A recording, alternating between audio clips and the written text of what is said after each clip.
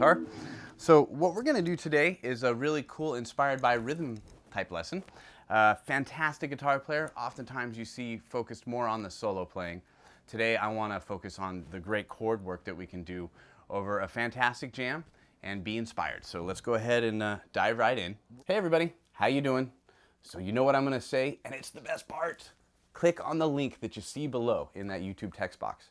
What do you get if you click that link? Well, you're gonna get a bunch of free information is what you're gonna get. You're gonna get a coinciding ebook that you would never find anywhere else. You're gonna have all kinds of scales and chord diagrams in it. Most importantly, you get a free video not available on YouTube. So if you click on that link below, free video, coinciding ebook, all kinds of good information, and that's all you gotta do, one simple click. We're gonna do a blues kind of shuffle feel in G, really pretty straightforward. We're gonna use some different chord voicings that you might not normally see. So I'm using just a typical G power chord. I like to use my pinky because when I brush with my thumb, I can block out some of these lower strings. Totally cool to play it that way, no worries at all. We're gonna focus on double stops that create this kind of feel. So what I'm doing, or even I can focus on the 3 strings, and then I can hammer with my middle finger in there to get that major third.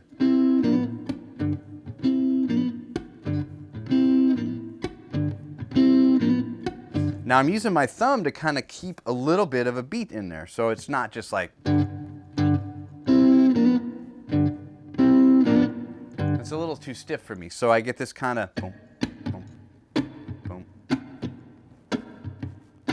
And notice I kind of do almost 2 strums there with my thumb.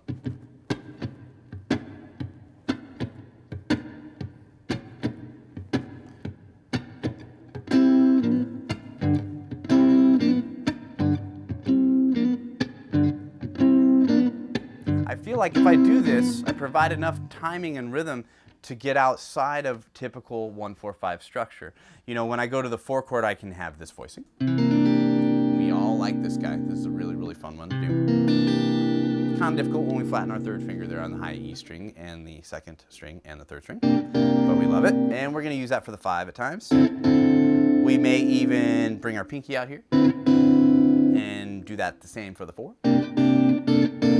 And a lot of times on a 5 to 4 kind of thing, we'll slide down. You might see that happen from time to time. And what we're gonna do from then, maybe throw that guy in there. I love to throw that one in there, and this is very inspired by this artist. You know, we know that kind of,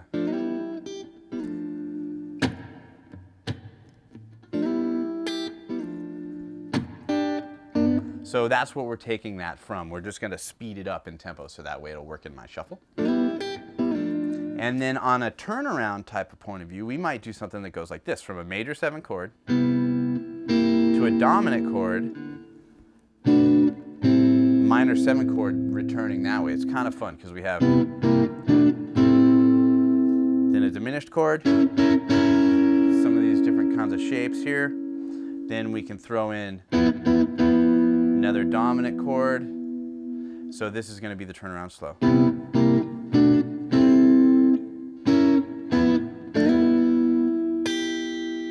That's going to be how we finish that guy. Let me play that slow for you one more time.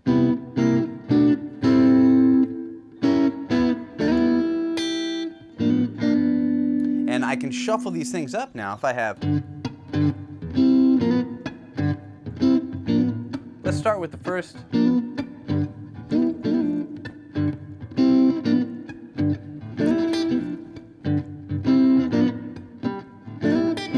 Pretty tricky to throw that guy in there. And I'm doing most of this work with my thumb today just because it's so abrasive sometimes when we play with the plastic. So we're trying to ease it up. Even that's really, really good. Now notice how there's some stoppage in the chord. I'm not holding it down the whole time. Release it a little bit. And then I get back into that shape.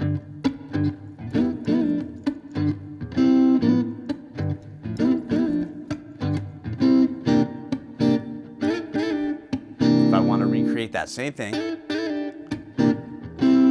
all this is jamming off of this one simple thing, right? When we're inspired, we have all these things buried in our subconscious that we trust enough to be able to like let them come out. And that's really what improvising is trying these things out and saying, okay, well, maybe I'll do it straightforward one time.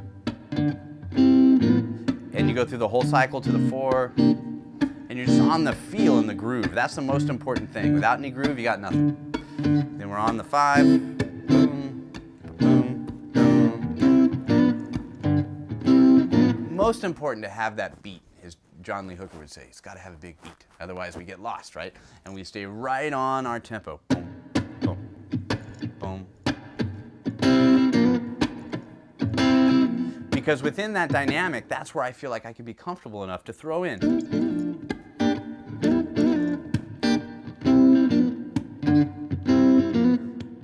When we're dealing with an artist like this, we have to realize, you know, the guy was actually labeled as a prodigy. So we're just making things that are really fun and familiar to ourselves and not feeling overwhelmed by it. You know, you just take little bits at a time, and that's the beautiful part about having these videos is that you can stop them at any given time and you can take a look at them. If the chords confuse you at all, Lord knows, you know, not only in that ebook can you get all these chord shapes and things, but on the website there's tons of information that relates to it. And it's really about a beat. You know, that's kind of what we're talking about today when we do our chords in the style of this player and we talk about doing them in a blues dynamic. We want to focus on our beat and different ways we could play our chords. So I hope you find this helpful. Little tricks that we could do within a shuffle kind of context. Very inspired. And I'm going to go ahead and play it out. I appreciate it, everybody. NextLevelGuitar.com. Go to the website. I'm there. Dave's there. How many videos at last count, Dave? 1,476. That's a lot more than the last time I asked, and that wasn't too long ago. So you know there's content all over the place, everybody. I appreciate it. I will see you next time. Thank you very much.